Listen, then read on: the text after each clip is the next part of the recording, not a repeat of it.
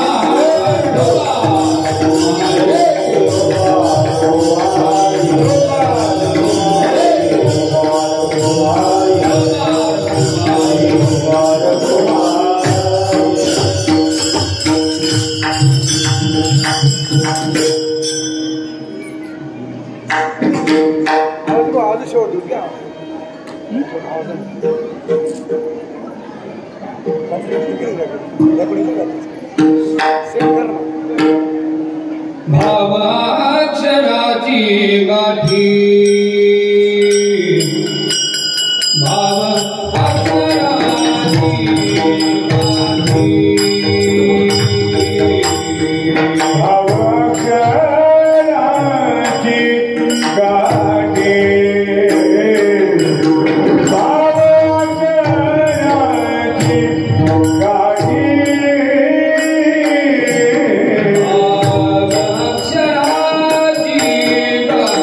Thank you.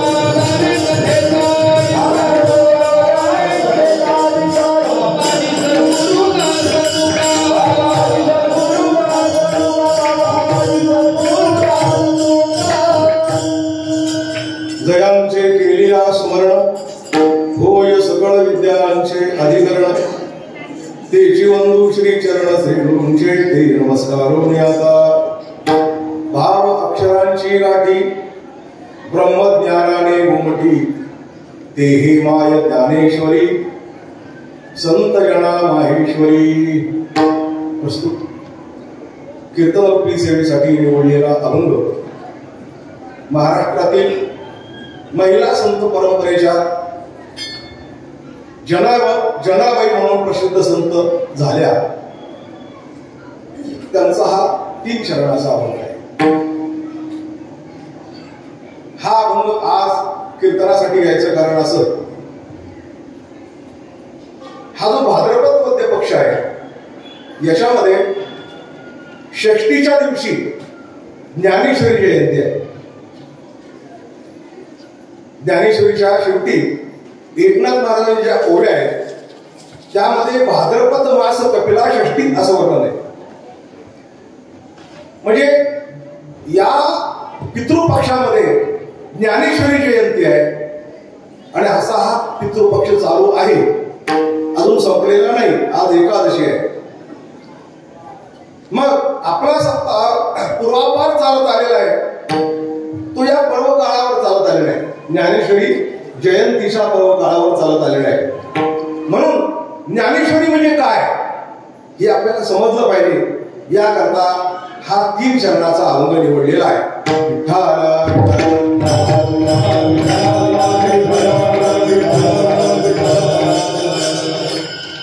बऱ्याच वर्षानंतर म्हटल्यापेक्षा पहिल्यांदा 40-45 वर्षामध्ये पहिल्यांदा मी शमशेरपूर गावामध्ये इतका समाज पाहतोय. तसं आपण भागवत पण केलं, गल्लीमध्ये चौकात 7 दिवस भागवत केलं. 3 तास रोज भागवत चालत होतं.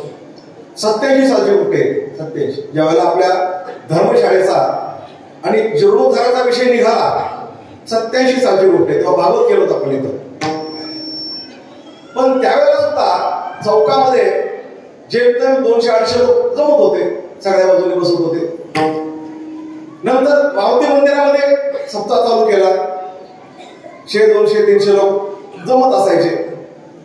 मध्यंतरी कोरोनाच्या काळामध्ये फारच कमी पडले होते. एक कीर्तन मी करून गेलो, अक्षरशः 20-25 माणसं, 10-15 बाया, असं एक कीर्तन मी करून गेलो. आणि आज सुद्धा मी ज्यावेळेला शिरपूरहून निघालो, डोळाशिरपूरहून, डोळ्यासमोर तेच होतं की म्हटलं भारतात काय त्याच्यामध्ये 10-20 माणसं वाढतील यापेक्षा काय होणार, असं मला वाटलं होतं. पण आल्यानंतर इतका मोठा हॉल गच्च भरलाय, हो, हे मी माझ्या आयुष्यात शमशेरपूर गावात पहिल्यांदा पाहतो. आता तो कशा करता भरला हे महत्वाचं नाही, पण भरला हे महत्वाचं आहे.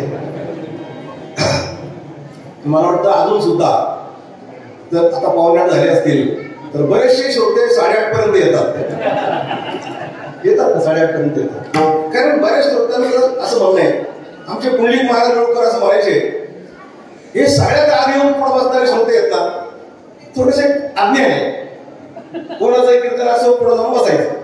पण हुशार श्रोते कसे नसतात, हुशार श्रोते सगळं पाहून घेतात, मागच्या मागे बसतात, हुशार येऊन मागच्या मागे. कारण का कीर्तन कसं होतं कसं नाही, मागच्या मागे जायला बरं. तेव्हा आपण 8:30 वाजता येणाऱ्यांचं पण कौतुक करूया, नाहीतर आमचा शेवटचा जो महत्वाचा विषय असतो तो 8:30लाच असतो, शेवटचे 20 मिनिट. म्हणून आलेल्या समाजाचं स्वागत करतो. आपण सर्वांगाचे कार्य करून श्रवण कराल अशी मी अपेक्षा करतो आणि निरूपणाला घेतलेल्या अभंगाकडे वळतो.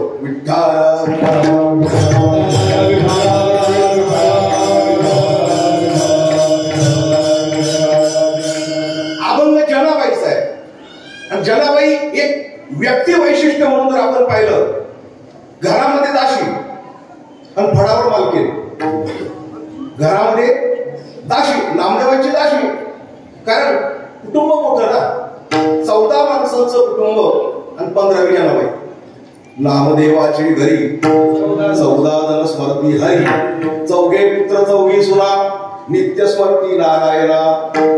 आणि माय बाप पाही नामदेव राजाई आणि आवबाई ती लेकी निंबाबाई ती बहिणी आणि 15वी दाशी जण असं वर्णन. म्हणजे 15 माणसांचं कुटुंब.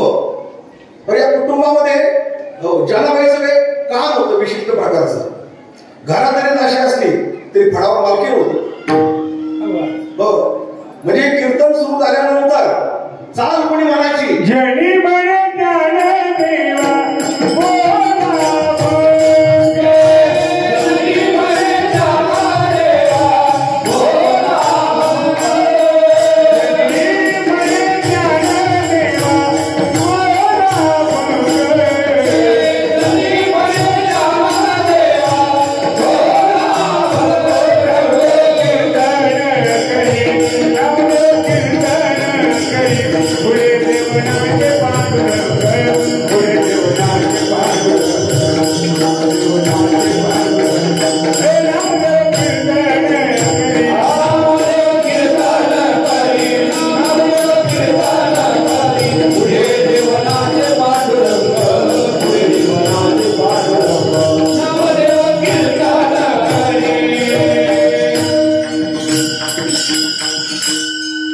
जनाबाईची भूमिका होती. आलेल्या सर्व गुणवंतांपैकी मृदुंग वाजवायला सांगायचं, चाल म्हणायला सांगायचं, हे काम कोणाचं होतं?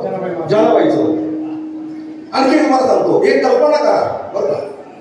जर समजा नामदेव महाराजांचं कुटुंब एक मंडळ आहे, मंडळ थोडक्यात पार्टी. मी रूपक सांगतो तुम्हाला एक मंडळाचं बेंजो पार्टी है ना. आता बेंजो पार्टीमध्ये एक डब वाजवणार असतो, एक ढोल वाजवणार असतो, एक ते बारीक कडी वाजवणार असतो, एक ते सनई वाजवणार असतो. असे अनेक प्रकारचे लोक असतात. त्यापैकी एकाकडे फक्त तो घंटा वाजवायचा काम असतो, तो घडी वाजवायचा नसतो. घंटा ढोल वाजवणारा वाजून दमून जातो, पिपणीवाला वाजून रात झोपून जातात. पण त्या तो घंटा वाजवणार असतो ना, त्याला अर्ध्या तासाने वाजायच्या 15 मिनिटांनी समेवर आल्यानंतर 10 मिनिटांचा होतो.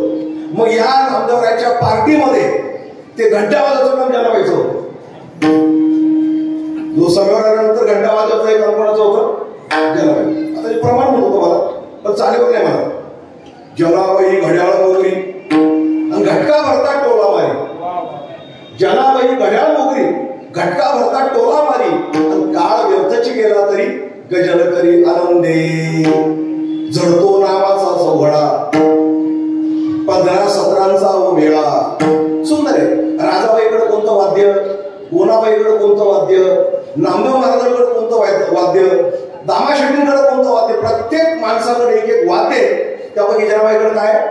घंटा भरता टोला मारी, एक फटका मधून मधून. जनाबाईचा अधिकार फार मोठा होता. संत वाङ्मयात हे सगळं आपल्याला पाहायला मिळालं पाहिजे, वाचलं पाहिजे, अनुभवलं पाहिजे. सर्व कीर्तनकार मंडळी आता राजेंद्र महाराज, तुकाराम बाबा, ही सर्व कीर्तनकार मंडळी आहे ना. मग आपण हे पाहत असताना नामदेवरायांची चिपळी बरोबर, स्वतः महाराजांचं खुरप, जनाबाईची शिवी, नरारे सोनारांचं कैशी बरोबर आहे. तुकोबारांचा ठोपा, हे प्रत्येकाच्या वाङ्मयाचं वैशिष्ट्य आहे. विचा केला ठोपा आणि म्हणून नाव तो विठोबा तुकोबारांचं. बरं, जनाबाईचं म्हणाल तर शिवी, अरे विठ्या विठ्या मूळ माईच्या कार्ट्या. अशा शिवी कोण दिले ना देवाला.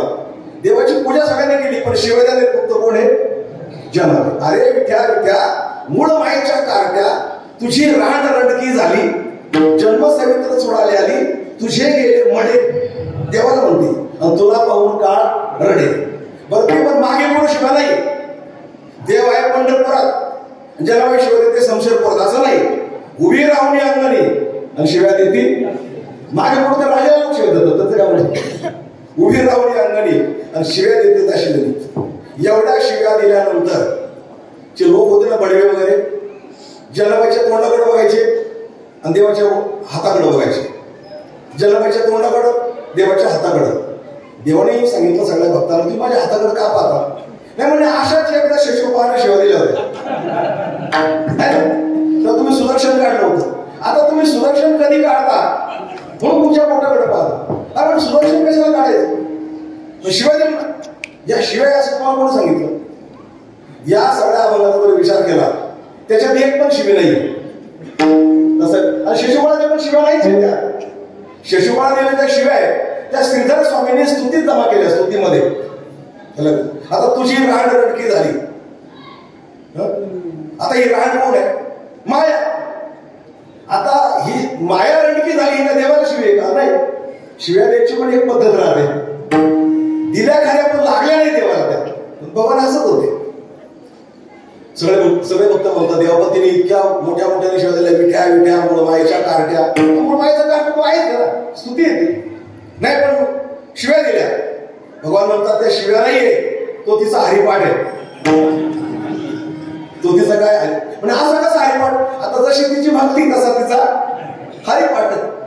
शिवाय का स्तुती ते महत्वाचं नाही, अंतःकरणामध्ये जे प्रेम आहे ते महत्वाचं आहे. अशा जनाबाई आणि ज्ञानेश्वरीच्या लिखाणाच्या काळातच त्यांचा अवतार असल्यामुळे ज्ञानेश्वरी ग्रंथ काय आहे त्याचं वर्णन करताना ज्ञानेश्वरी म्हणजे जसं भाव, याच्यामधून मी तुम्हाला 5 भाव सांगणार आहे. पहिला तुमच्या आवडीचा भाव, बाजारभाव, तो या अभंगात नाही. त्यानंतर माझ्या विठोबाचा कैसा प्रेमभाव, तो पण या अभंगात नाही. किंवा माझी म्हणीचा जाणून या, तो पण या अभंगात नाही. हाची हेची विष्णूची महापूजा अनुभव नाही, तो पण या अभंगात नाही. आठव गेले भावा भाव, तो पण या अभंगात नाही. पण या अभंगातला भाव वेगळा आहे. तो भाव म्हणजे जो अक्षरांमध्ये असतो त्याला म्हणतात भाव. हे जनाबाई अभंगाच्या पहिल्या चरणात.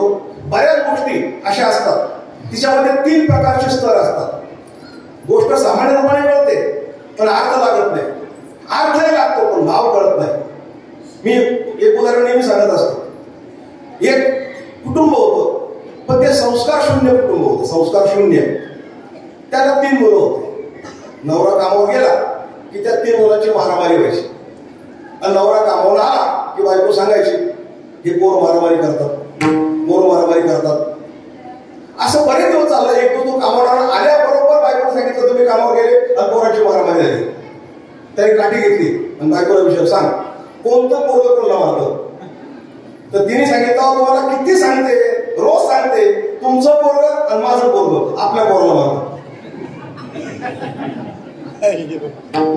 तुम्हाला शब्द कळाले का अर्थ कळाला का भाव कळाला मला सांगा. तुमचं पोरग माझं पोरग आपल्या पोराला मारत नवरा बायको असं असतं काय? तुमचं माझं आपलं नसतं ना. मी आधी सांगितलं त्यांचा झाला होता पुनर्विवाह. तिला पहिल्या नवऱ्यापासून एक होतं, याला पहिल्या बायकोपासून एक होतं, आणि यांचं लग्न झाल्यानंतर एक झालं होतं ते आपलं. हा भाव आहे त्या गोष्टीचा. हा काय भाव आहे म्हणजे अर्थ करून चालत नाही, बरोबर ना. त्याच्यातला जो भाव आहे तुमचं माझं आपलं म्हणजे काय, तसं ज्ञानेश्वरीच्या प्रत्येक शब्दामध्ये अर्थ आहे, पण त्या अर्थाच्या आतमध्ये भाव आहे. तो जर भाव कळाला नाही ना मग त्याला म्हटलं ना भावार्थ दीपिकायाम, काय म्हटलं त्याला भावार्थ दीपिका. भगवान अर्जुनाला जे सांगतात त्या सांगण्यामध्ये जी गीता तयार झाली त्या गीतेचा जो भाव आहे तो ज्ञानोबांनी मराठीत आणलेला आहे, बरोबर आहे. हो, म्हणून प्रत्येक वेळेला ज्ञानेश्वरी म्हणजे काय, भगवान गीता सांगतात, तीच गीता सांगताना एक पाऊल पुढे.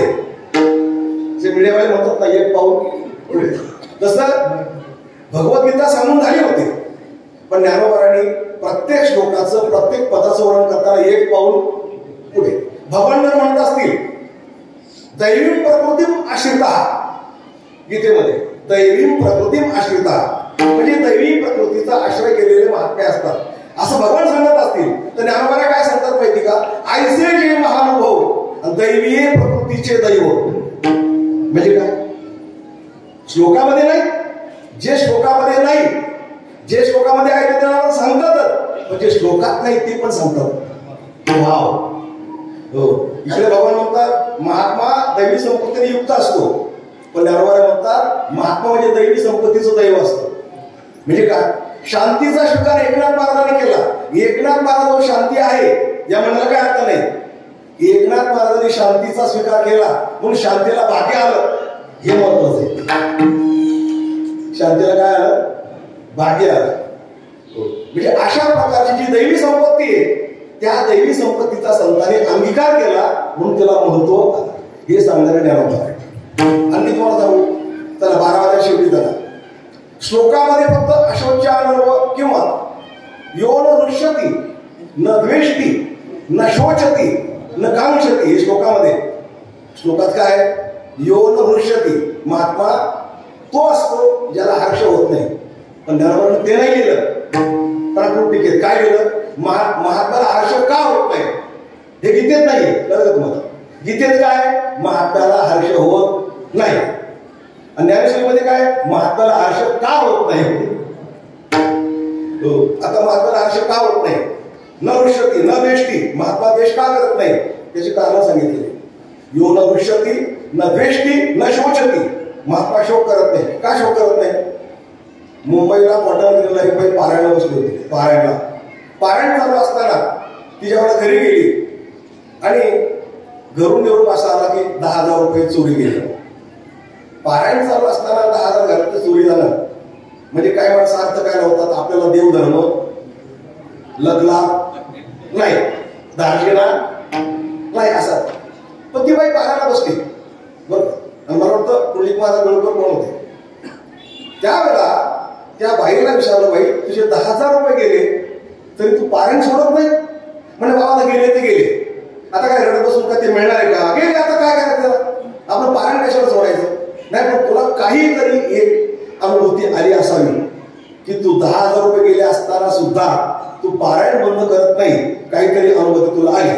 म्हणजे आली ना रे अनुभूती, काय काल तर झालं आता 12वाद्याचा शेवट झालाय नाही का, यो न रुष्यती न द्वेष्टी न शोचती न शोचती, या पदावरचं मी ज्ञानोबाचं निरूपण वाचलं आणि मला असं वाटायला लागलं माझे 10,000 मला मिळाले.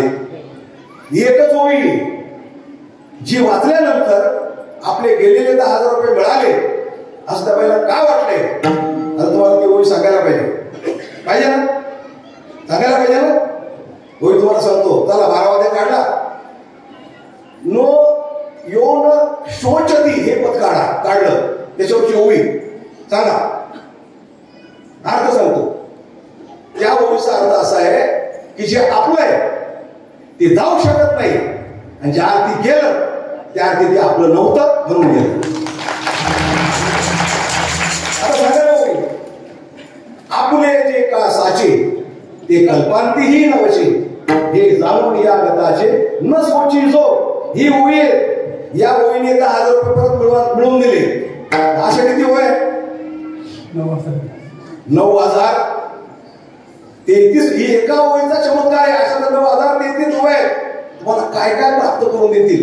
म्हणून तर वाचावी ज्ञानेश्वरी, डोळा पहावी नाही असं म्हटलंय. अशा प्रकारे ज्ञानोबा एक पाऊल पुढे जाऊन सिद्धांत सांगतात.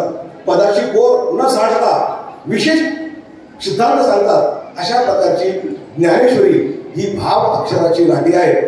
हो, तर हे भाव अक्षर आले कुठून याचा आपल्याला थोडा खोल विचार करायचा आहे.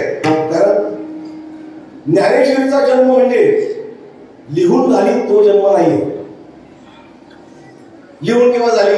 शके 12 शके 12 तरी टीका केली त्याला जन्म म्हणत नाही. कारण 1212ला ज्ञानेश्वरी लिहून झाली, पण ती ज्ञानेश्वरी ज्ञानोबा समाजाला जेव्हा बसले, ते समाजाला घेऊन बसले होते. ते काय बाबा बाहेर ठेवले, कीर्तनकारांना सांगितलं तुकाराम बाबा तुम्ही हिचं प्रकाशन करा बरं का, आता मी चाललो समाजाला. राजेंद्र महाराज आमच्या नंतर याचं प्रकाशन करा, लोकांना सांगा वाटा. असं नाही, पुढं बसले आणि समोर ज्ञानेश्वरी घेतली. पुढे ज्ञानेश्वरी ठेवी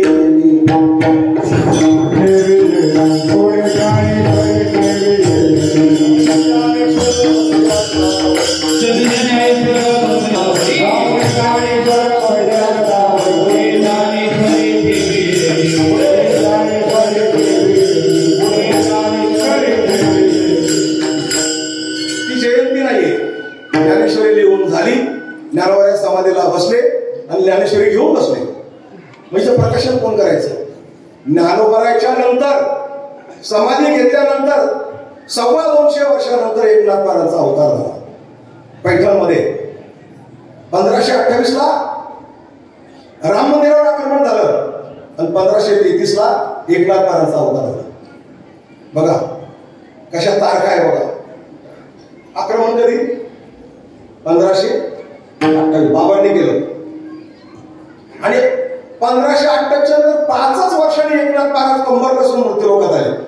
कारण त्याला माहिती भारताचा माळबिंदू अयोध्या, प्रभू रामचंद्र, इथं आम्ही कणाकणात राम पाहतो, हृदयात राम पाहतो, वस्तूत राम पाहतो. असा आमचा व्यापक राम ज्याने अवतार ज्या ठिकाणी घेतला या अयोध्येवर रामललाच्या मंदिरावर बाबांनी आक्रमण केले. आता ते परत बांधण्याकरता, हो परत उभं करण्याकरता आपल्याला मृत्यूलोकात जावं लागल.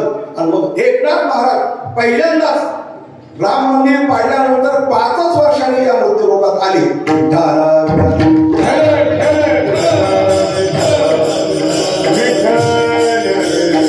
संतांचं या मृत्यूलोकात जे येणं आहे ना, कसं आहे? कास घालोनी बळकट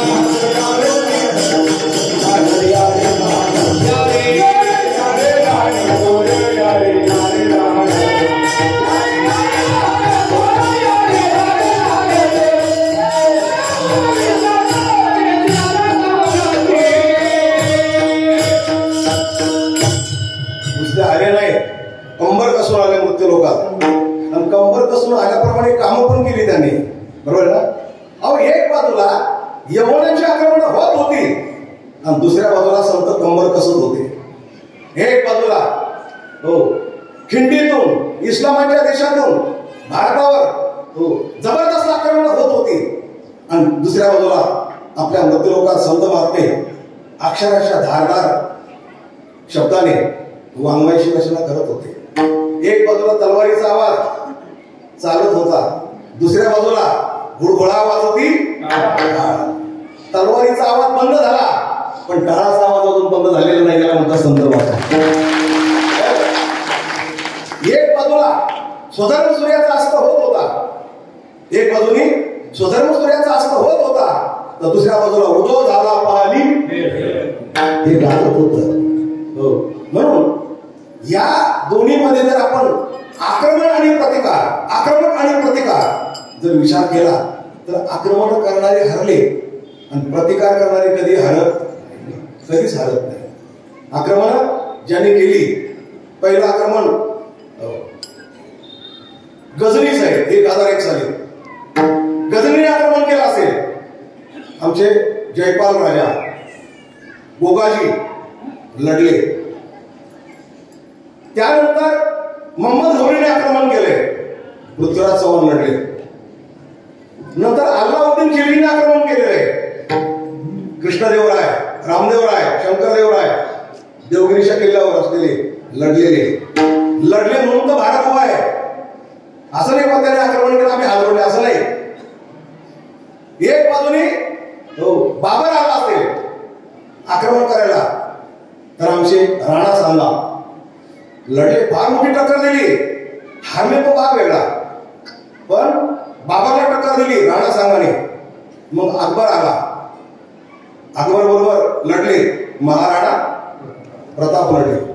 हे इतिहास सगळे नष्ट करून टाकले. आपल्या देशामध्ये फक्त आक्रमकांचेच इतिहास लिहिले. बाबर आला, गजनी आला, मोहम्मद घौरी आला, अल्लाउद्दीन आला. अरे पण त्याला ठार कोणी मारले हे तर लिहा ना. एवढे सगळे आले आणि आमचे राजे तर लढलेच नसते, इथं एकही हिंदू शिल्लक राहिला नसता. एवढ्या आक्रमकांच्या छातीवर पाय देऊन आमचा धर्म उभा आहे, याचा अर्थ आम्ही लढलेलो आहे. नुसती एक गोष्ट जर सांगितली लोकांना, फक्त एकच, गजनीपासून तर इंग्रजांपर्यंत, तर या तरुणामध्ये चित्र निर्माण होईल. मोहम्मद घौरी 17 वेळा त्याचा पराभव केला. कोणी? पृथ्वीराज चव्हाण. 18 वेळा पृथ्वीराज चव्हाण पकडले गेले. पृथ्वीराज चव्हाणांना काय वाटलं माहितीये का, की ठीक आहे मी त्याला 17 वेळा सोडलेले, तू पण मला एकदा तरी सोडला. पण सावरकर म्हणतात तुम्ही 17 वेळा का सोडलं? दया येणं, शत्रूवर दया येणं, याच्याकरता सावरकरांचा एक शब्द आहे, सद्गुणी विकृती. कोणती विकृती? ते नाही पाहिजे. अशा लोकांना दया कधीच करायची नाही, कधीच नाही. गुरु नानक असं म्हणतात, हा हात तुमचा एक तेलामध्ये घाला, त्याला इथपर्यंत तेलामध्ये घाला, मग बाहेर काढा, मग तिळामध्ये घाला, तिळामध्ये. हे क्लिअर करतात का जरा? अरे पॉइंटेड आवाज करा. मग तिळामध्ये हात घाला आणि तेलाला चिटकून जेवढे तीळ येतील तितक्या वेळा जरी मुसलमानांनी माफी मागितली तरी माफ करू नका. हे सांगणारे कोण आहे? गुरु नानक. तरी माफ करू नका. पृथ्वीराज चव्हाणाने माफ केलं त्याला, हो, पण त्याने नाही केलं माफ. मग पृथ्वीराज चव्हाण भलं बळदंड शरीर, हो, त्याचं धनुष्य एक माणसाला उचलत नव्हतं. त्याचा भाला म्हणजे 80 किलोचा भाला. आता 80 किलो म्हणजे पार झाले ना, एका परतले कशी काय घेतात? 80 किलोचा भाला, हो. आणि असे पृथ्वीराज चव्हाण ज्यावेळेला पकडले गेले त्यावेळेला त्यांचा मित्र चंद्रबरदाई वकील होता, तो भेटण्याकरता आला. तुरुंगात जाऊन बघितलं, राजाचे हाल, डोळे फोडलेले. यांचं पहिलं असं, जो आपल्या धर्मात येत नाही त्याचे पहिले काय फोडायचे? डोळे फोडायचे, कातडी काढायची. संभाजीराजांचे डोळे फोडले, कातडी काढली. चंद्रबरदाई म्हणतो, राजा तुझे हाल मला पाहत नाही, काय करू तुझ्या करता? म्हणजे तू ठरवतो अजून काही बरंच काही करू शकतो, ठीक आहे करतो म्हणे. आणि मग हा चंद्रबरदाई मोहम्मद घौरीकडे गेला, सांगितलं आमचा राजा तुमच्या तुरुंगात आहे, पण आमचा राजा ज्या दिवशी मरण पावेल त्या दिवशी विश्वातली एक गोष्ट नष्ट होऊन जाईल. पण जी गोष्ट रामायणामध्ये दशरथ राजाकडे होती, जी गोष्ट महाभारतामध्ये भीष्माकडे होती, अर्जुनाकडे होती, ती कला कलियुगामध्ये फक्त आमच्या राजाजवळ आहे, म्हणजे ज्याला डोळे झाकून किंवा लक्षवेधी मान मानण्याची. मग ती लक्षवेधी मानाची कला पाहण्याकरता मोहम्मद गौरीने एक मैदान आखलं. त्या मैदानात पृथ्वीराज चव्हाणला उभं केलं. त्याला असं गरगर फिरवलं. तो आधी आंधळाच होता. हो, आठ बाजूला 8 घंटे बांधले आणि घंटा वाजला की मोहम्मद गौरी म्हणायचा, पृथ्वी बांध चलाव. कारण चंद्रबाबा म्हणजे वकील कुठे डोकं लावेल काय सांगता येत. त्याने काय सांगितलं, राजे मी पण गुलाम आणि आमचा राजा पण गुलाम, सत्ता तुझी आहे, तू हुकूम सोडल्याशिवाय आमचा राजा बाण सोडणार नाही. कळलं? तू हुकूम सोडल्याशिवाय आमचा राजा बाण सोडणार नाही हे म्हणण्याचा हेतू हा होता. आवाज कोणत्या दिशेने येतो ते पाहायचं होतं. तो पत्र्याचं लोखंडी कवर तयार करून बसला होता पृथ्वीराज चव्हाण मध्ये. एक बांधला आपल्याकडे आपण मारून टाकेल म्हणून. हो, लोखंडी कवर मध्ये तो बसला होता कवच तयार करून. तो आतून बोलत होता, पृथ्वी बांध चलाव. घंटा वाजला की पृथ्वीराज चव्हाण त्या घंट्यावर बरोबर बाण मारायचे. आता शेवटचा बाण शिल्लक राहिला होता. मग चंद्रबरदाईने एक काव्य सादर केलं. ते काव्य अशा प्रकारचं होतं, 4 बास 24 गज अंकुल अष्टप्रमाण. 4 बास म्हणजे 4 बांबू, 4 बास 24 गज 24 फूट और अंकुल अष्टप्रमाण. 4 बास 24 गज ही लांबी आहे. कशाची? तुझ्यापासून तर मोहम्मद गौरीची लांबी आहे 4 बास 24 गज और अंकुल अष्टप्रमाण त्याची छाती. हे एकाच ओळीमध्ये माप सांगून टाकलं बरोबर. थोडक्यात आपल्या भाषेत सांगायचं म्हणजे लोकेशन सांगितलं. आणि तो मोठ्याने बोला, ए राजा 4 बास 24 गज अंकुल अष्टप्रमाण ताव पर सुलतान है मत बोलो चौहान. त्याच्यावरती सुलतान बसलेला आहे, चुकू नको, नेम चुकू नको. आणि तेवढ्यामध्ये शेवटची त्यांनी वर्णन दिली, पृथ्वी वाहन चलाव. आणि राजा गारकन फिरला. पृथ्वीराज चव्हाण डोळे फोडलेले असताना असा एक बाण मारला ते त्या लोखंडामध्ये शिरून आणि मोहम्मद गौरी मारला. हा आहे इतिहास. पण हा इतिहास कुठल्या शाळेमध्ये शिकवला जात नाही, शिकवला जाणार नाही. काही दुर्दैव आहे, चांगले इतिहास आमच्या मुलांपासून लपवून ठेवले. कारण या भारतात पृथ्वीराज चव्हाण जन्माला येऊ द्यायचं नाही, महाराणा प्रताप जन्माला नाही आले पाहिजे. या भारतामध्ये जन्माला आले पाहिजे ते कोण? ओवैसी, केजरीवाल, किडे, अशा प्रकारचे किडे जन्माला यावे याकरता नको ते रसायन पाजलं जातं. सध्याच्या काळामध्ये 3 प्रकारच्या वयोगटा करतात, 3 प्रकारचं रसायन. विषारी मुलांकरता एक रसायन आहे, लहान मुलांकरता. मधल्या फळी करता एक आहे, अविवाहित मुलींकरता आणि लग्न झालेल्या सुनांकरता. 3 वयोगटा करता 3 प्रकारचं रसायन. पहिलं मुलांकरता मोबाईल, गेमच्या नादात मुलं, बरं का, गेमच्या नादात मुलं ते पाहून इतके समरस होतात की ते नदीत उड्या टाकतात, 10 मधल्यावर उड्या टाकून मरतात मुलं गेममुळे. बरं का, हा खतरनाक येतो. गेममुळे मुलं बर्बाद झाले. आता ज्या वयात आलेल्या मुली आहेत त्यांच्याकरता एक रसायन तयार केलंय. आपल्या मुलीचे लवकर लग्न होत नाही, आपल्याला माहिती नाही. पूर्वीच्या काळासारखं लवकर लग्न होत नाही. आता त्याचा परिणाम हा जो सिनेमा बॉलिवूड ज्याला म्हणतात त्याच्यामध्ये सर्व हिरो, लेखक, निर्माते हे सगळे मुसलमान आहेत. अशी स्टोरी रंगवतात ना. प्रत्येक स्टोरीमध्ये, प्रत्येक चित्रपटामध्ये पुजारी हा लफंग असतो, चोर असतो, लबाड असतो आणि फकीर सज्जन असतो. हे दाखवायचं असतं. पब्लिकने पाहिलं धोतर लबाड माणसं त्यांच्या डोळ्यामध्ये सगळं ठासून मारतात. ते लक्ष गंधावर पाहिला का हे लबाड असतील त्या सिनेमासारखे, असं प्रत्येक सिनेमा दाखवतात आणि फकीर सज्जन दाखवतात प्रयत्न करून. आणि प्रत्येक सिनेमामध्ये मुलींना एखादा खान हिरो आवडावा अशा प्रकारचं वातावरण निर्माण करतात. खान तर लग्न करत नाही आणि त्याच्यावर आपल्या मुली फिरतात. लव जिहाद, पुढे लव जिहाद मध्ये आता प्रत्येक जिल्ह्यामध्ये 100-200 मुली गायब आहे. पोलीस डिपार्टमेंटला विचारा, कोणत्या जिल्ह्यातल्या किती मुली गायब आहे, लवचे हात नाही त्या गायब केल्या, पळवलेल्या आहेत. आमच्याकडं अशा गोष्टी आहेत, आमच्याकडे अशा तक्रारी आहेत. न्यायाधीशाच्या मुली गेल्या, गायब झाल्या. एक PSI नाव नाही सांगत, अजून ती केस चालू आहे. ती स्वतः PSI हुशार आहे, शिकलेली आहे, ड्युटीवर आहे, आणि ती मुसलमानाच्या जाळ्यात अडकलेली आहे. ती आईवडिला म्हणते मी करीन तर लग्न त्याच्याबरोबरच करीन, माझा अब्दुल तसा नाहीये. ती असं सांगते.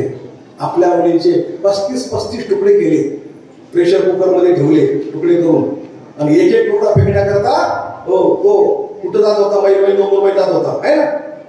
म्हणून मधल्या वयाकरता सिनेमा विषारी. आता विवाहित स्त्रियांकरता काय तयार केलं हे नीट ऐका, सर्वांगाचे काम करून. ज्या विवाहित स्त्रिया आहेत म्हणजे सुना घरात राहतात त्यांच्याकरता एक पॉइजन तयार केलंय, आणि ते पॉइजन म्हणजे सिरियल, मालिका.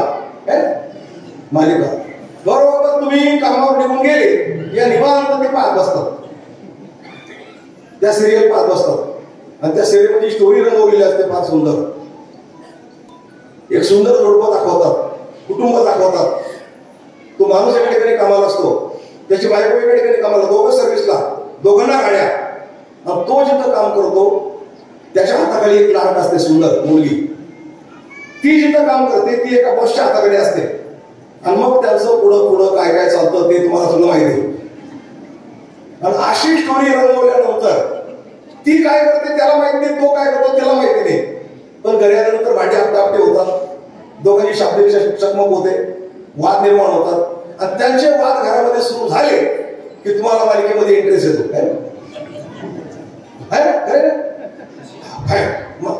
फार छान मालिका बरं का, मला ही मालिका आपल्याला फार आवडते. नालायक तुम्ही, एक बायको नवऱ्याला टाकून दुसऱ्यावर प्रेम करते, ती मालिका तुम्हाला आवडते कशी काय?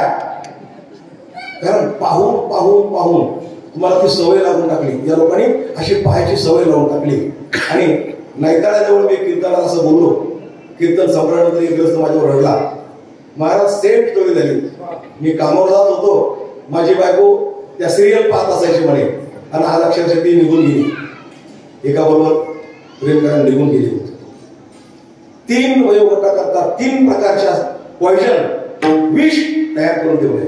आणि म्हणून खरे इतिहास आम्हाला शिकवले नाही. हा सर्वात मोठा आपल्या संस्कृतीवर अन्याय केलेला आहे.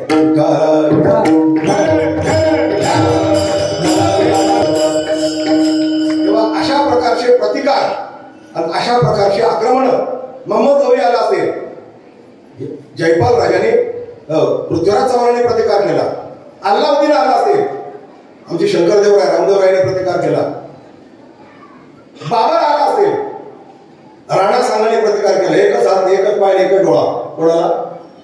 राणा सांगाला. हे त्या शिकवले पाहिजे मला. पण पराक्रमी किती होता तो. आणि अकबर आला असेल, अकबर तर महाराणा प्रतापाने प्रतिकार केला. औरंगजेब आला असेल तर एक तरी सांगा ना तुम्ही, कोणी? शिवाजी महाराजांनी जे नाव घेतल्यानंतर मुख्य माणसं बोलायला लागतं त्याला म्हणतात छत्रपती शिवाजी महाराज. शिवाजी महाराजांची मालिका चालली होती, त्याचं शीर्षक होतं बघा आरंभाला, इंद्रजिमी जंब पर बाळवजू अंब पर रावण सदंब पर रघुकुल राजे पौन बारी बाह पर चंबोरती राह पर त्यो सहस्र बाह पर राम कुज राज है तेज तम अंश पर कानाचू कंस पर त्यो मलेच्छ पर शेर शिवराज है, शेर शिवराज है. कवी भूषण बोलते इंद्रजिमी जंब पर, जसा इंद्र जंबासुरावर तुटून पडतो, इंद्रजिमी जंब पर बाळवजू अंब पर विक्रम तेच झाले, तसा आमचा शिवबा म्लेच्छ पर तुटून पडतो, असा शेर शिवबा असं होणार. तुम्ही काय त्याचा बारीक विचार केला नसेल एवढा. एवढं कोण करतं खोलामध्ये पडतंय, आजळी ते कुत्रपीठ खाते, काहीतरी चाललंय, काहीतरी चाललंय. मला नाही वाटत आजच्या कीर्तनात तुम्ही काय काय ध्यानात ठेवण्यात मला माहित नाही, पण मला पुढचा विषय फार महत्त्वाचा सांगायचा आहे. एकदा सर्वांना विनंती करतोय, बरं आता कीर्तन तापले जरा, हात मोकळे करा, पकवाजावर टाळी वाजवा.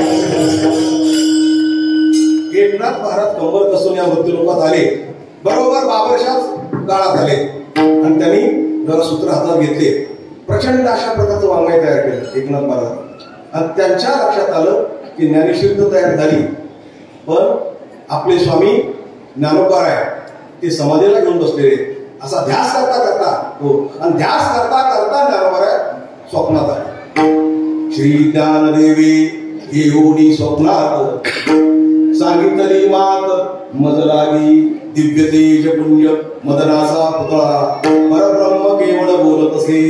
आईचे स्वप्न होता आलो अलंकापुरी. काय स्वप्न झालं? आजान वृक्षाची मुळी कंठाशी लागली, येऊनी आळंदी स्थळी काढावी.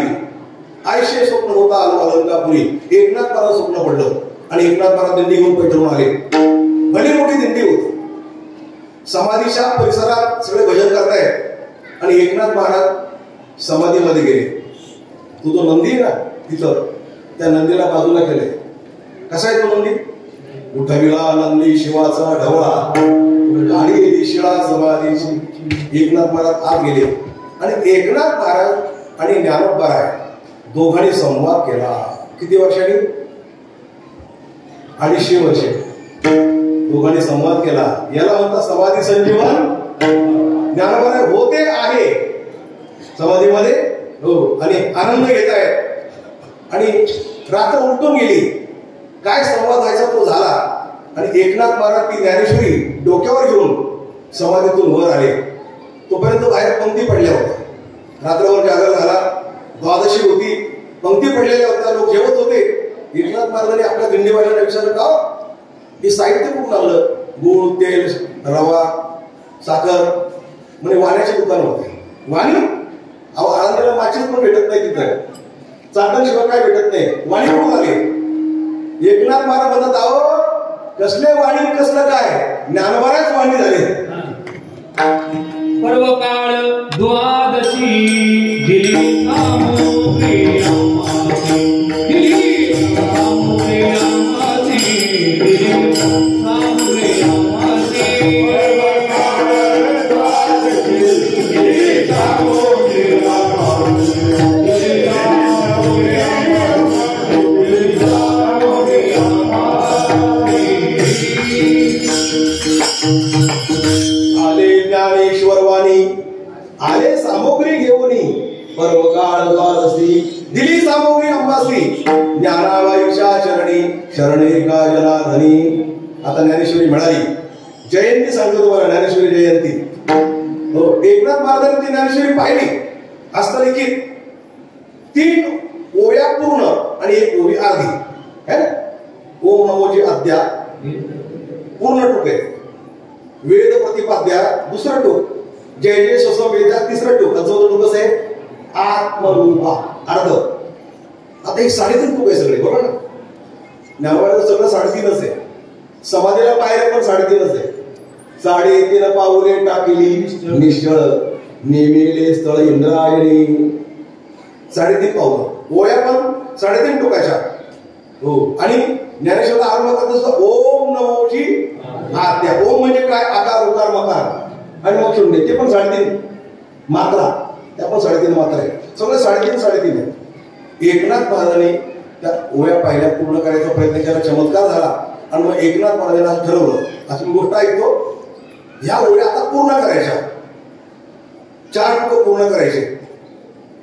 ते लिहायला बसले, त्याच्या बाजूला एक धनगर आला. तो पण बसला तिथं कान मांडून. त्याच्याकडे भारी पितांबर होता, तो जरा फाटलेला होता. मग तो काय करत होता? त्या पितांबराला ओघडीचं तिला देत होता.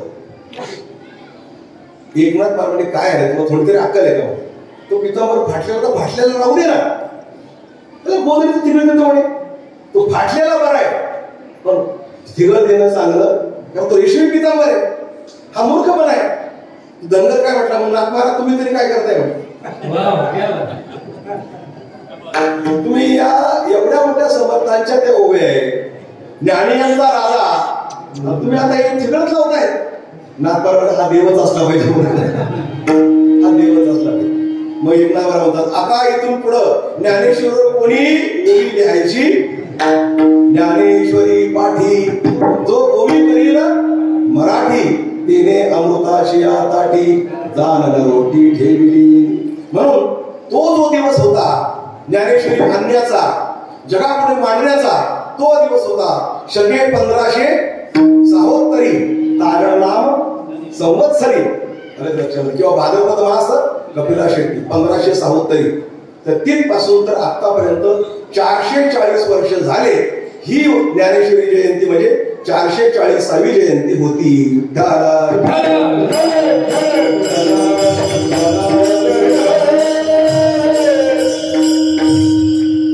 ज्ञानेश्वरी लिहून जरी 700 वर्ष झाली असली तरी तिचं प्रकाशन जे केलं एकनाथ महाराजांनी त्याला 440 वर्ष झाली.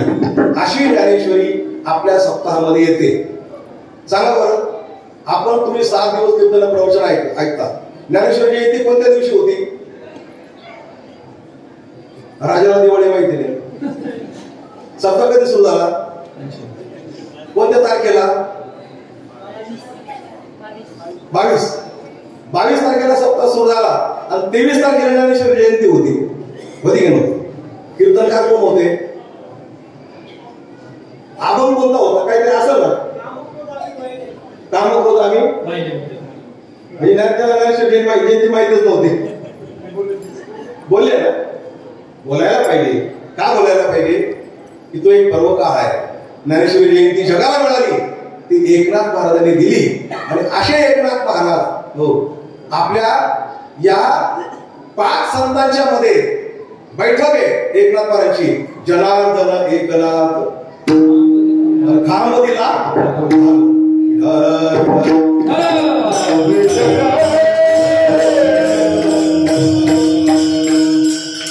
जेव्हा हे 4 भावंड गेले ना पैठणला त्यावेळेला त्याने एक चमत्कार करून दाखवावा लागला.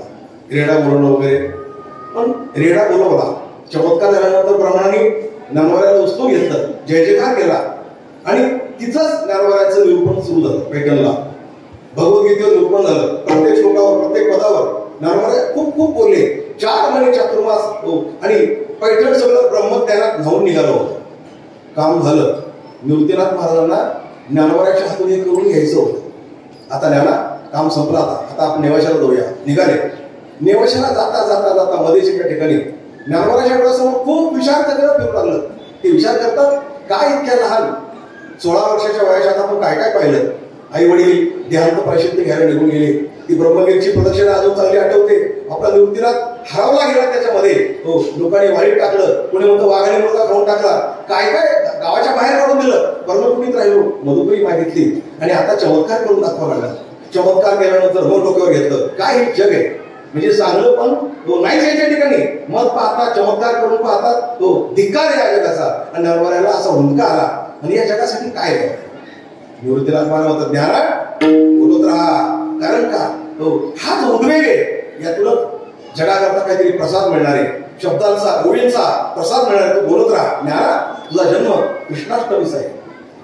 जन्म तुझा कृष्णाष्टमीचा आहे. तुझ्या कंठात मुरलीचे स्वर आहे. तू 160 जन्माचा मागचा योगी आहे. तू कल्पच्या कल्प सत्य बोलण्याचं तप केलेलं आहे. माझ्या सत्यवादाचे वाचे केले बहुत कल्प. ते सत्य पुढे आलं पाहिजे. तो अनुभव, त्या अनुभवाचा अनुवाद तुला करायचा आहे.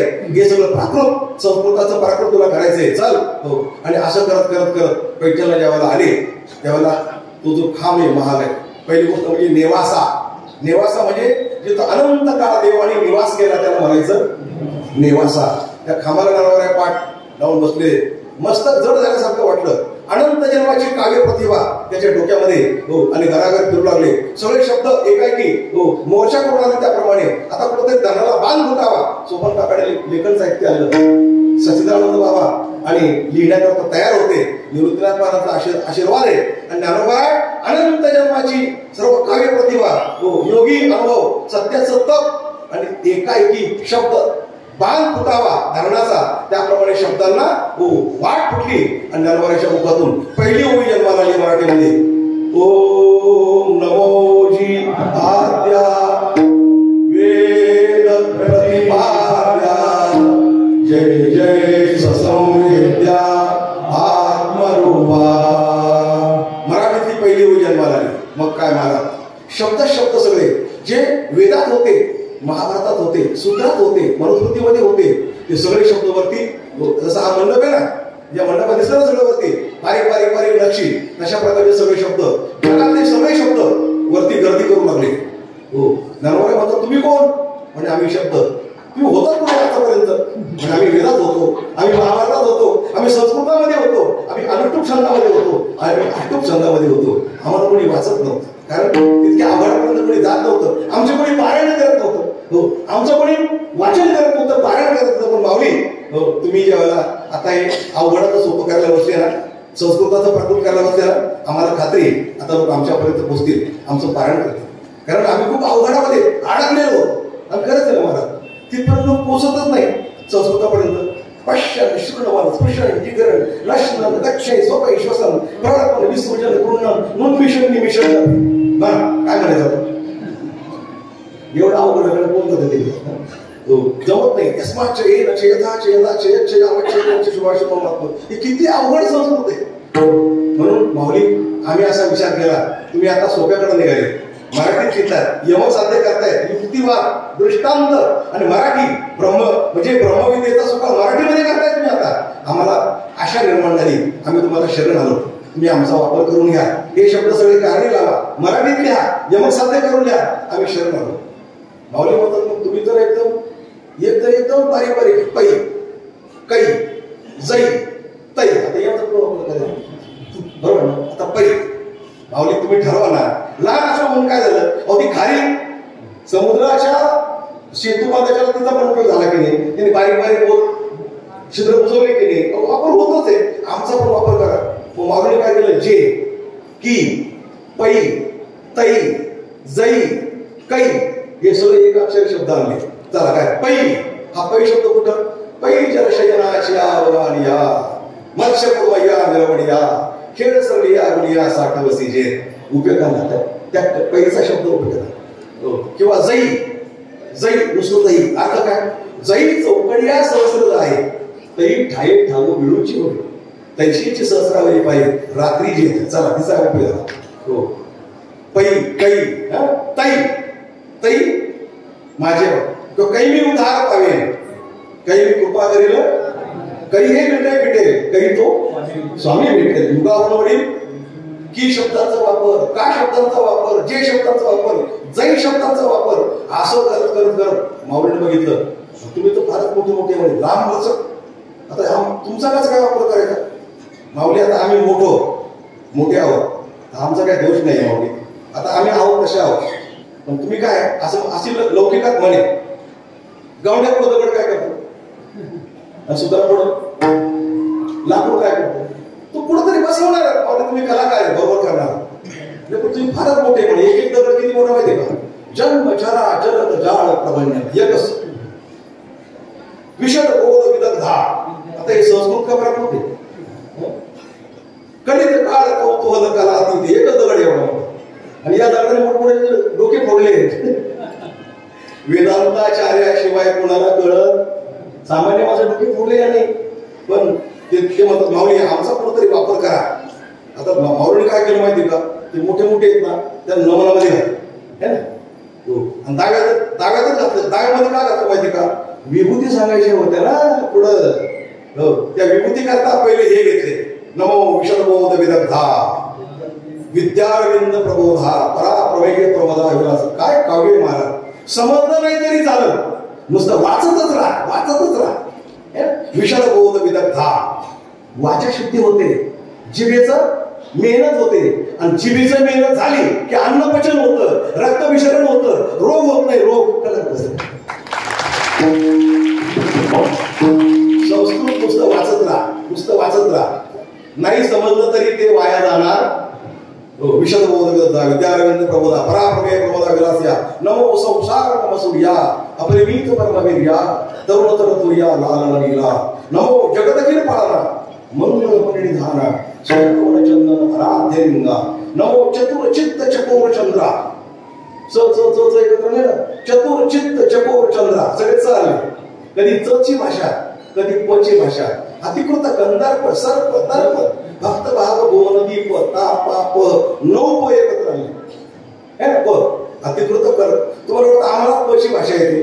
पुण्याचे प्रसिद्ध पत्रकार प्रभाकर पेठे पर्वतीच्या 5व्या पायरीवरून पाण्यात पडले, परंतु पोहत पहिल्या पोहोचले. हे तुम्हाला तर असं काही नाही, माऊलीला पण येते. अधिकृत कंदर्प सर्प तर्प भक्त भाव गुण आणि अशा प्रकारची ज्ञानेश्वरी आहे म्हणून भाव अक्षराची गाठी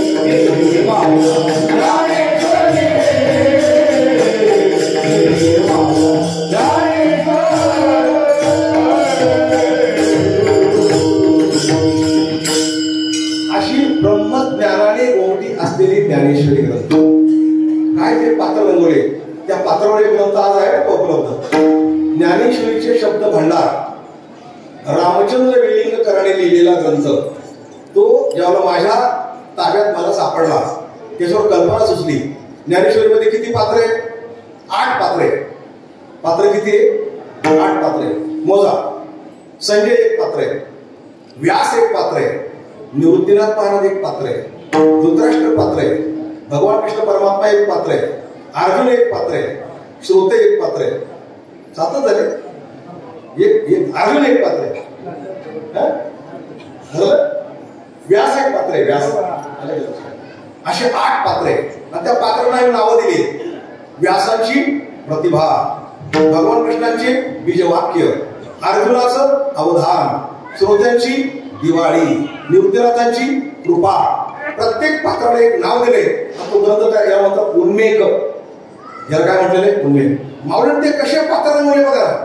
आता मी कीर्तनकार मंडळी म्हणून तुम्हाला सांगतो, तुम्हालाही कळत एवढं काय अवघड नाही ते.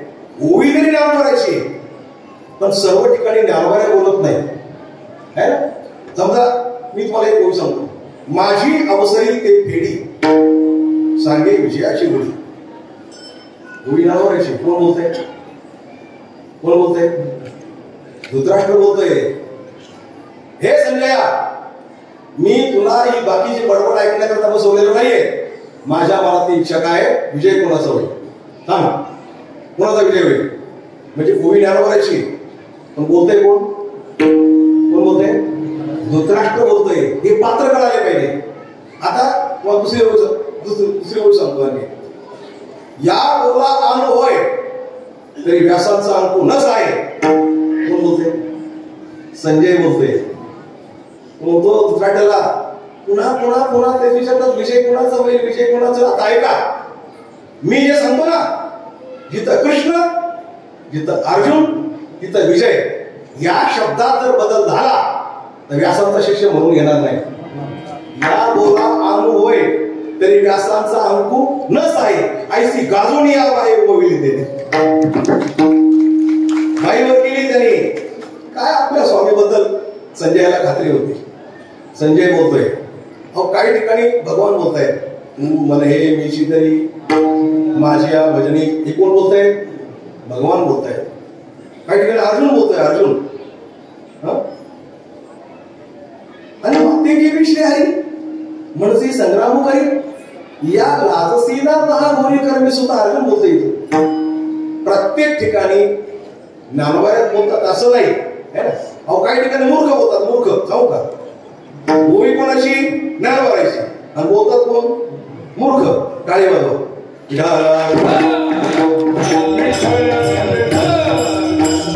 अडीच मूर्ख काय बोलतात बघा. ते मूर्ख असं म्हणतात. ते म्हणतात नातरी कुळे शोधोनी दोन्ही कुमारेशी शोधणी मिळवी जाती प्रजा साधनी हेतू धरी तरी पशुपक्षादी जातीची अविद्य नाही संतती. हे तर कोणी प्रतिपत्ती उभा केले. चोरीचे धन आले ते का वाया गेले. वालावे प्रदान केले कोणी पुढे होय. आता ह्या बऱ्याच वाईट तशा. तू काय म्हणतो? तो म्हणतो का हो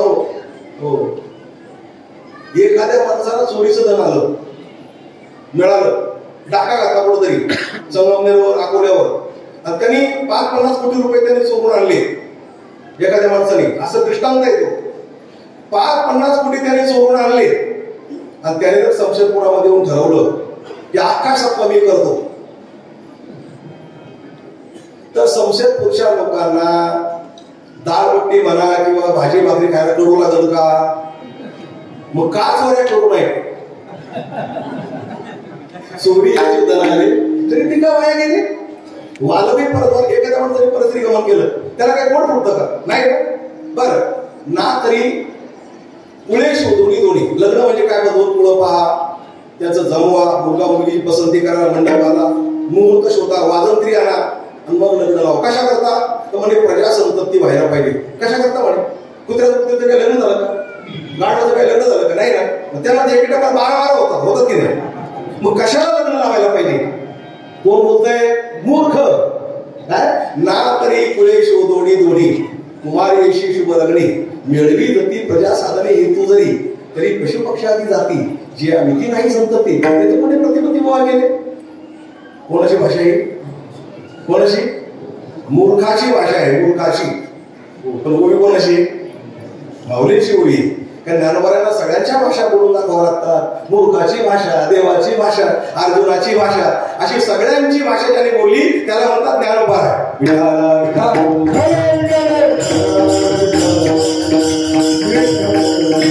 म्हणून ज्ञानोबाई म्हणतात तो ज्ञानोबा ज्ञानदेव मंगळमुनी आणि सेवा करी दासी धनी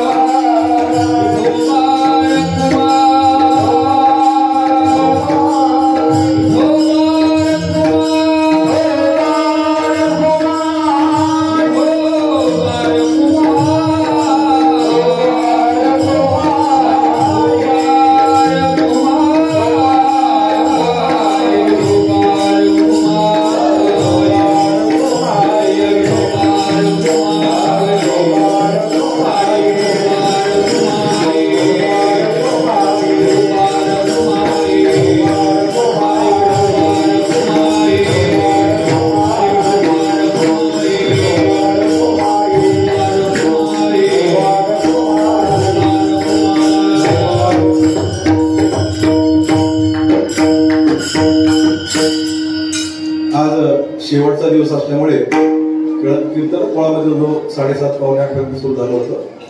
जास्त वेळ आपण घेत नाही, पण समारोप करतोय. आज ते हारवीर आणणारे मंडळी पाहिली आपण. श्रद्धा आहे प्रत्येकाची. 2 गोष्टी मला मुद्दाम सांगायच्या आहेत त्या अशा आहेत. पंढरपूरची धर्मशाळा 1986-87 साली जेव्हा आम्ही पाहिली, या ठिकाणी सप्ताह केला, भागवत सप्ताह, त्यात चर्चा निघाली. तर त्या चर्चेच्या अंती असं ठरलं की पंढरपूरहून एक आम्हाला पत्रक आलं होतं, लेटर. त्याच्यात असं लिहिलं होतं की तुमच्या समाजाला ही धर्मशाळा बांधता येत नसेल तर ही धर्मशाळा पंढरपूर महानगरपालिका ताब्यात घेत आहे आणि आम्ही इथं काय पण बनवू. तर आम्ही त्याची फार मोठी दखल घेतली आणि त्या काळात ती सर्व मंडळी माझ्याबरोबर जी होती, लहानू शेठ, पांडुरंग तात्या बेंडके, तुकाराम चोखंडे, ही सगळी मंडळी भरपूर फिरले आणि त्या काळात 90,000 रुपये माझ्या नावावर बँकेत जमा केले. लोक म्हणायचे कोणाच्या नावावर पैसे, कोणाच्या सगळे पैसे देवाच्या नावावर. आणि ते झाल्यानंतर ऑडिशनसाठी एका बिल्डरला ती काम देऊन टाकलं आणि मग होता होता धर्मशाळेच्याच उत्पन्नावर धर्मशाळा तयार होत गेली. आता मला फोन आलाय, कलरचा प्रश्न आहे, नावं लिहिण्यात भरपूर काम आहे, तर कीर्तनात हा विषय तुम्ही मांडा. आपले लक्ष्मण सदगीर त्याचा फोन आला की एवढं सांगा बाबा, तुम्ही जरा तुंबलेली काम आहे तेवढी करणं गरजेचं आहे. तर तुम्ही यानंतर लगेच मीटिंग घेऊन त्या कामासाठी वेळ द्या, पैसे खर्च करा आणि असलेलं काम कर. पंढरपूरसाठी अत्यंत अनमोल अशा प्रकारची ती जागा आहे, तर ती चांगल्या प्रकारची ठेवा, एवढं तुम्हाला म्हणेल. दुसरी गोष्ट अशी की बजरंग दल, विश्व हिंदू परिषद, RSS या तिन्हीची आम्ही कामं पाहतो. आमच्याकडं आता सध्या अनेक PSI मुली ज्या जाण्याच्या मार्गावर आहे इस्लाम धर्मात, आई वडील आमच्या पाया पडतो, महाराज तिला सोडवा, आणि सोडत तर सुद्धा नाही, खरं ते ब्रेन वॉश करतात मुलीला, इतकं ठासून लागतात तिच्या डोक्यामध्ये.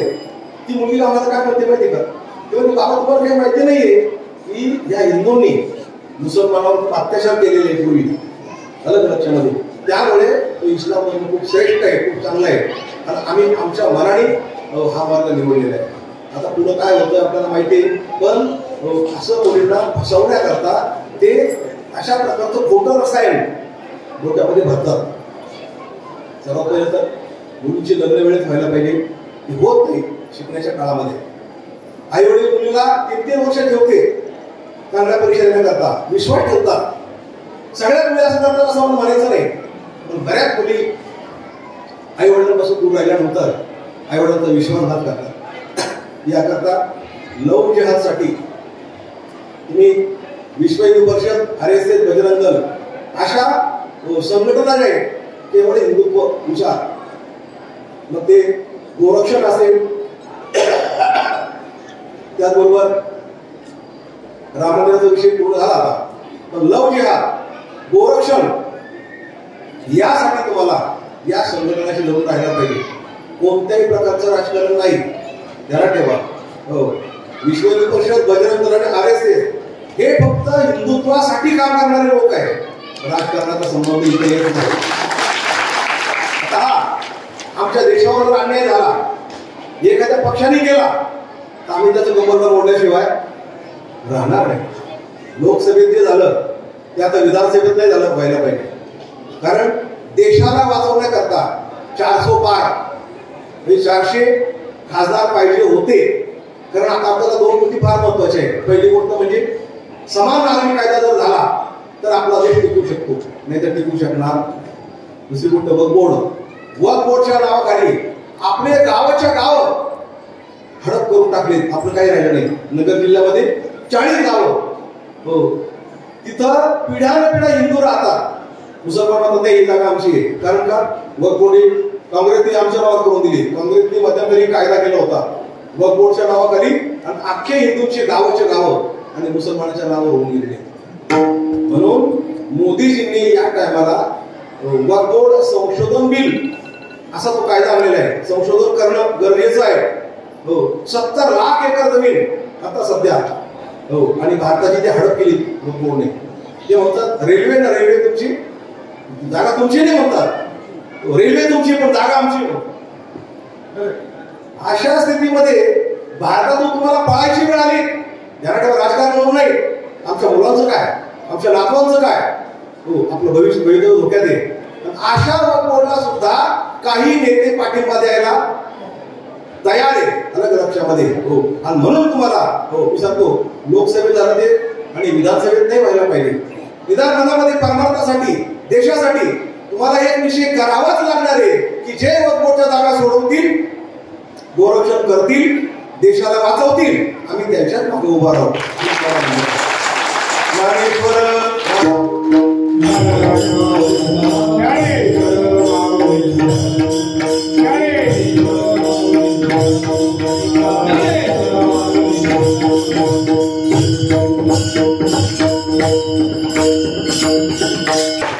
होणार नाही तो भाग वेगळा आहे, पण अशा प्रकारची मागणी तरी का केली जावी.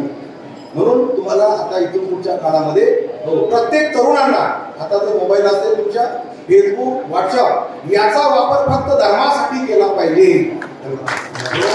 जगात काय चाललंय, लंडनमध्ये, अमेरिकेत राहणारे आपले लोक आपल्याला नावं ठेवतात, बाहेरचे लोक म्हणतात अरे भारत हा गाढ निद्रेमध्ये. पण कळतंय का तुम्ही कुठे काय, तुमच्या पायाखालच्या मध्ये सरकलेली, तुमचा देश तुमचा राहिला नाही, काही कळतं का तुम्हाला. तर याप्रमाणे तरुणांच्या करता विशेष मला सांगतोय की आपण धर्मासाठी RSS, बजरंग दल, विश्व हिंदू परिषद या संपर्कात राहून आपल्या गावातील ते संघट संघटन मोठं बनवा आणि आपल्या मुली, आपल्या मातोश्री आणि आपला परिवार हा सुरक्षित ठेवण्याचा प्रयत्न करा, एवढं बोलतो. आलेले सर्व गावकरी, मृदुंगाचार्य, गायनाचार्य सर्वांना धन्यवाद देतो. तुम्हा सर्व श्रोत्यांना व्यवस्थितपणे सर्वांगाचे काम करून ऐकलं त्याबद्दल धन्यवाद देतो. आधी आलेले, नंतर आलेले सर्वांना धन्यवाद देतो. आणि महाराजांना तुम्ही नावाची चालू बरोबर.